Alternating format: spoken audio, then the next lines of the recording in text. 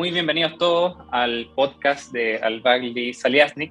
Hoy en el capítulo que nos convoca hablaremos de los contratos de arrendamiento y los efectos que ha tenido la pandemia en los mismos, ya sea en el cumplimiento de las obligaciones como en la ejecución propia de los contratos, y obviamente cuál ha sido también la implicancia dicho por la jurisprudencia, la doctrina, y obviamente qué es lo que son las mayores dudas que nos traen nuestros clientes o que se han generado en la población sobre cómo afrontar, digamos, este problema, donde, como bien sabemos, el arrendamiento es uno de los contratos civiles más comunes que se celebran, digamos, entre las personas, dado que, evidentemente, a esta altura en nuestra sociedad es una herramienta muy útil para obtener, digamos, beneficios para quien tiene un bien, y por el otro lado, para que la otra persona haga utilidad y ocupe, digamos, una propiedad. Para lo anterior y analizar este problema, digamos, en su conjunto, nos acompaña el abogado asociado, litigante de Al-Baghdadi Saliasnik, don Jorge, que también es profesor de Derecho Civil de la Universidad Diego Portales, quien le ha tocado ver de forma muy cercana estas causas y ha estado prácticamente ahí donde las papas queman. Así que, Job, muy bienvenido seas. Muchas gracias, Marco, y muchas gracias también a todas las personas que nos acompañan en este capítulo, que en verdad considero particularmente interesante, considerando que atañe una problemática que se ha dado desde el inicio de la pandemia y probablemente se seguirá dando por un buen tiempo más, ya que dice relación con un conflicto, con una situación que en verdad es mucho más natural o mucho más concurrente de lo que pareciera ser ya en el día a día. Y son los locales comerciales, ¿cierto? Es decir, tenemos una problemática de contrato de arrendamiento en tiempos de pandemia, ¿verdad? Pero principalmente donde se ha dado con mayor auge este tipo de problemáticas en relación a lo que pudiese existir, por ejemplo, antes de la pandemia, es el caso de los locales comerciales que tienen, por ejemplo, sus instalaciones dentro de un centro comercial. Entonces aquí nos encontramos con un conflicto que atañe a dos partes. En primer lugar, el locatario, ¿cierto?, que no puede hacer uso de su establecimiento, digamos, del establecimiento donde está trabajando, a causa de la pandemia y los efectos propios del estado de excepción constitucional y las medidas sanitarias, ¿verdad? Y por el otro lado, tenemos el otro extremo, ¿cierto?, el que vendría siendo, entre comillas, el centro comercial, que legítimamente espera que se le pague por el inmueble o por el local que tiene arrendado, ¿verdad? Y ese es el centro del problema, y ese es un tema que ha aumentado exponencialmente la litigiosidad, por así decirlo, dentro de nuestros tribunales de justicia para efectos de obtener un pronunciamiento sobre cómo se debe tratar este tema, ¿ya? Muy cierto las palabras que menciona Hobbes. Ahora, hay un principal tema que, bueno, muy conforme suele ser en la práctica, las partes llegan de repente a acuerdos, hay veces que se suspende el pago de la renta, y digamos, no es necesario llevarlo a la sede judicial, ¿ya? Pero, sin embargo, hay casos en que es mucho más complicado, sobre todo, puesto que, por ejemplo, en el caso de los arrendamientos comerciales, de locales comerciales, el bien derechamente no es posible utilizarlo, ¿ya? Entonces, me gustaría, Job, hacerte la siguiente pregunta. Uh-huh. ¿En qué posición están tanto los arrendadores, ¿ya?, como los arrendatarios en caso de que por motivos de la pandemia, digamos, no hayan podido utilizar, ya sea con anterioridad o, digamos, en el presente, el local comercial para el fin que se arrendó, ¿ya? Es bien importante lo que tú preguntas, Marco, porque incluso antes de responder e irnos al caso concreto, a la situación de la pandemia, podemos ir incluso un paso más atrás sobre cuáles son los alcances del contrato de arrendamiento, ¿ya? Porque se tiende a pensar que el contrato de arrendamiento se agota en la entrega de la cosa y básicamente yo después, como arrendador, me desligo, yo te entregué la cosa y tú me tienes que cumplir, ¿verdad? Lo cierto es que eso no es así y se desprende de las propias disposiciones del Código Civil que regulan esta materia respecto al contrato de arrendamiento. Por ejemplo, el propio artículo 1924 del Código Civil entrega una solución que nos permite al menos dar luces sobre cómo se podría resolver esta problemática, señalando que en rigor hay 3 obligaciones que tiene el arrendador al momento de dar en arrendamiento un determinado bien, en este caso, por ejemplo, un local comercial. En primer lugar, que es la obligación por excelencia, ¿cierto? Que es la entrega de la cosa, y pareciera ser que esa no es, y de hecho no pareciera ser, efectivamente no es esa la única obligación, sino que además cuenta con 2 puntos esenciales o 2 requisitos esenciales del contrato de arrendamiento por parte del arrendador que nos llevan a esclarecer este problema. El segundo requisito dice relación con mantener la cosa en el estado en que efectivamente pueda ser utilizada para el fin para el que fue arrendado por el arrendatario, punto esencial para efectos de resolver este conflicto, digamos.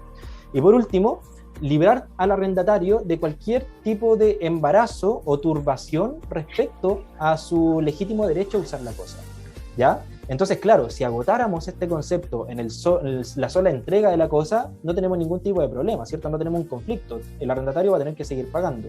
Sin embargo, tenemos que tener en consideración los otros requisitos y obligaciones del arrendador, ¿ya?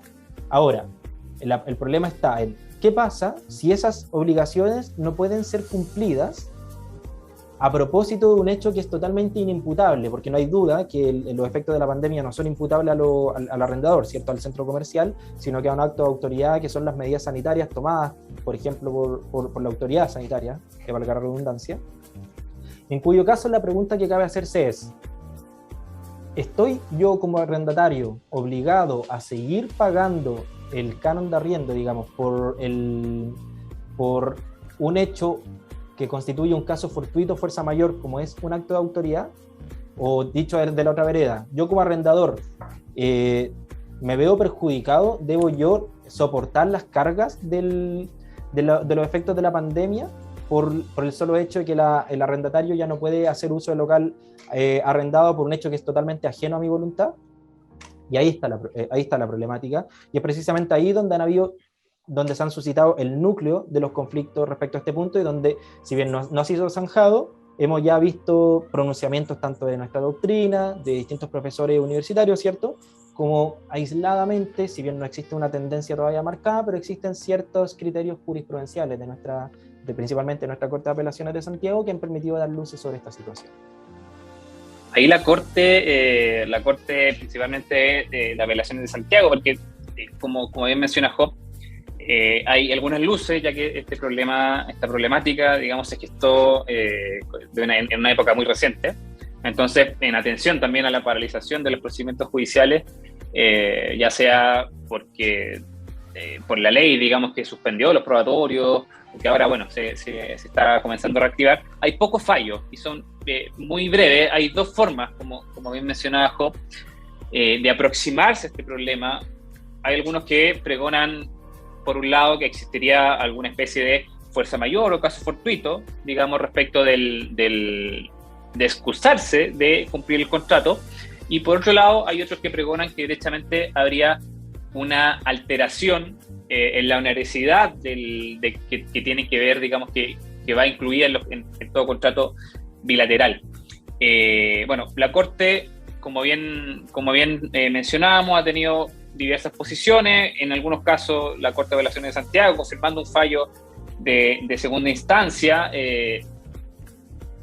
la Corte de Apelaciones de Santiago, en segunda instancia, confirmando un fallo, señaló expresamente que el no pago de la renta por parte, digamos, del arrendatario necesariamente implicaba un incumplimiento del contrato, y por lo tanto el juez necesariamente debía, o uno, estar en posición de adecuar la prestación en el evento que ello haya sido solicitado, o de alguna forma terminar el contrato por este incumplimiento.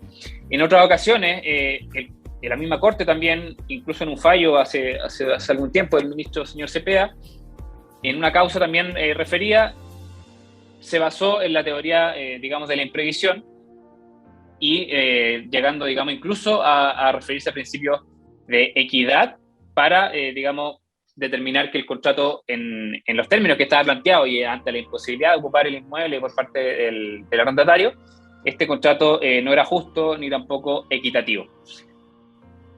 Eso por lo menos la doctrina ha sido también clarificadora en este sentido. Han habido, como bien mencionaba Job, digamos, pronunciamientos respecto del tema. Los profesores Vidal, el profesor de la Maza, San Martín, señor Corral, alcalde, Campos, etcétera. Son varios los pronunciamientos. Sí, y es bien importante, complementando lo que dices tú, Marco, un criterio que se ha dado en parte de la doctrina, que hace una distinción que es bien interesante, porque dice, aquí hay dos posibilidades. Está la posibilidad de incumplir el contrato o está la posibilidad de no impedir, digamos, es decir, que no se cumplan estos requisitos del artículo 1924, ¿verdad? Entregar la cosa, mantenerla en el estado en que pueda ser utilizada para el fin arrendado y librar al arrendatario, ¿cierto?, de cualquier tipo de turbación o embarazo. Te pueden dar casos en que no se cumplan con esos requisitos por culpa o dolo del arrendador, ¿verdad? Pero también pueden darse casos, como es el caso que nos atañe para este capítulo, ¿cierto?, del podcast, que son aquellos casos en que no se cumple, pero por un hecho o caso fortuito.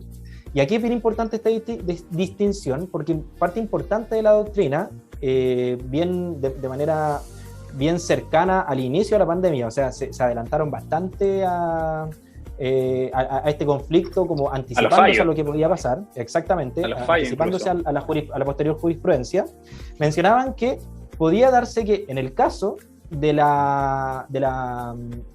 no cumplirse con estas obligaciones por parte del arrendador por algún hecho que implicara culpa o dolo, daba derecho al arrendatario para exigir la terminación del contrato y además una indemnización por cualquier perjuicio que haya sufrido, ¿ya? Sin embargo, cuando este incumplimiento se dé por un caso fortuito fuerza mayor, únicamente tendrá el efecto de librar al arrendador de tener que pagar algún tipo de indemnización, ¿ya? De tener que pagar o indemnizar al arrendatario, pero no obsta y no excluye la posibilidad o el derecho del arrendatario a seguir o su derecho a poder solicitar la terminación anticipada del contrato. Es decir, la terminación va sí o sí, según esta parte de la doctrina, ya sea por caso fortuito o por culpa, y la única diferencia será en que en aquellos casos en que no sea un caso fortuito, sino que sea culpa, el arrendatario además podrá solicitar una indemnización de perjuicios. Pero es bien importante este punto porque zanja, al menos por esta parte de la doctrina, una parte importante del problema, ¿cierto? Que es el hecho si puede o no terminarse el contrato anticipadamente, ¿ya? Que al final eso es lo que más le preocupa a muchos locatarios que quisieron devolver sus locales, quisieron dejar sin efecto el contrato, ¿cierto? Terminar anticipadamente el contrato porque tenían que pagar el arriendo, los gastos comunes, otros costos asociados propios de los centros comerciales o malls, ¿cierto? Y esto encarecía mes a mes un local que no estaba generando ningún tipo de ganancia ni utilidad. Entonces, en verdad, esta doctrina, complementando lo que decías tú, Marco, es bien importante y sirvió de base también para ciertos fallos dictados posteriormente por la Corte de Apelaciones de Santiago, que fueron en este mismo sentido. Sí, yo creo que también aquí el problema se traduce, bueno, ya obviamente lo dirán los tribunales, lo han dicho algunos, y probablemente esperamos que la Corte Suprema también tenga un pronunciamiento un poco más uniforme a su respecto. Es que al final, ¿cuál es el incumplimiento? ¿Hay un incumplimiento de alguna de las partes? ¿Se le puede, digamos, culpar al arrendador de esto? ¿Es de verdad un incumplimiento del arrendador el no entregar la cosa para efectos del arrendamiento, para efectos de lo que se pactó? Por ejemplo, un local comercial no puede vender, ¿es parte de verdad de un incumplimiento del arrendador? Es discutible, o sea, si bien aquí puede ocurrir un desequilibrio, no necesariamente un desequilibrio prestacional en lo que respecta a las obligaciones de las partes, no necesariamente corresponde a un incumplimiento. Entonces, cabe también hacerse la pregunta, ¿la teoría de la imprevisión es aplicable en este caso? También queda la respuesta abierta, porque al final, si no es aplicable, ¿cuándo podríamos aplicarla? ¿Ya? Y por eso también es tan importante los pronunciamientos que ha tenido la Corte y que de alguna forma han dejado la Corte de Santiago y que han dejado abierta la posibilidad a que puedan regularse judicialmente y acordarse nuevos términos en lo que respecta al cumplimiento de las obligaciones y sobre todo al pago de la renta.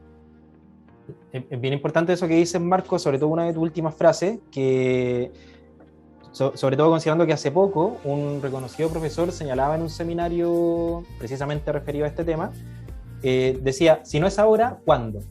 Respecto a la teoría de la imprevisión. Si no es ahora, que estamos en una situación particularmente excepcional, no es solamente excepcional, sino que es excepcionalísima, por así decirlo, entonces, ¿cuándo tiene lugar la teoría de imprevisión? ¿En qué otra circunstancia podría darse lugar a que el tribunal modifique o revise las condiciones de un contrato? Y eso también ha sido un punto bien importante que ha facilitado, o sea, no sé si facilitado, pero que ha influido en las discusiones finalmente que se han tenido en la doctrina y la jurisprudencia para efecto de resolver este problema. Y que probablemente, si bien tenemos estos fallos que hemos comentado respecto a mostrar cierta protección al arrendatario, perfectamente nos podemos encontrar con un fallo totalmente distinto y que efectivamente diga lo que decías tú, o sea, no podemos perjudicar los intereses del arrendador cuando es un hecho que es totalmente inimputable a su persona, ¿verdad? Como para ir cerrando y claro, como diría el señor don Luis Carlos Solar, no necesariamente, digamos, las partes, si uno analiza el contrato, al momento de formarse el consentimiento, las partes, si se hubiera presentado esta situación, no necesariamente hubieran pactado en el mismo sentido, quizás no en el mismo precio, ¿ya? O sea, nunca se representaron, en definitiva, si es que las consecuencias de la pandemia se iban a producir en ese momento. O probablemente lo hubieran pactado, y en el caso de sí representarlo, lo hubieran pactado en términos muy, muy diferentes. Entonces, yo creo que nosotros creemos en definitiva que es un tema que es muy debatible y habrá que atenerse siempre a las consecuencias particulares, digamos, del contrato, la actividad del arrendatario, el valor de la renta, las propias cuarentenas que se hayan dispuesto o las medidas sanitarias que se hayan dispuesto en la zona. Hay un montón de factores que deben ser analizados de manera muy acabada para al final optar por una u otra salida. Y de hecho, precisamente eso es una buena síntesis de todo lo que hemos estado conversando. Al final estamos frente a un conflicto que, si bien ya llevamos 1 año y medio, casi 2 años tratándolo, ¿cierto?, tanto en la doctrina como en nuestros tribunales de justicia, lo cierto es que lo más probable es que sea un problema que se siga dando en el futuro, que podamos en algún momento tener una jurisprudencia quizá un poco más predominante respecto a la otra, pero que sin duda va a ser un tema que va a dar mucho que hablar y que probablemente va a seguir generando bastante litigiosidad, y quién sabe si al final nos termina dando una sorpresa respecto a cuál va a ser el criterio de nuestros tribunales que al final prime respecto a este tema. Razón por la cual aprovechamos de dejar también invitados a todas las personas a que sigan revisando y visitando la página de Albaguil y Salinas los capítulos de Spotify, donde los vamos a tener y vamos a estar manteniendo totalmente actualizados sobre este y otros temas que pueden ser sumamente contingentes y que, como decíamos al principio, puede ser que sean poco vistosos en el día a día de la economía nacional, digamos, pero resulta que, sin perjuicio de no ser una situación tan mediática, es bastante importante y que ha tenido bastante auge e impacto desde el inicio de la pandemia. Muchas gracias, compañera. Muchas gracias a ustedes, a ti, Marco, y a todas las personas que nos acompañan y quedan totalmente invitados a seguir conociéndonos, ponernos like en Instagram, en Spotify, seguirnos en LinkedIn y en todas nuestras redes sociales. Muchas gracias a todos.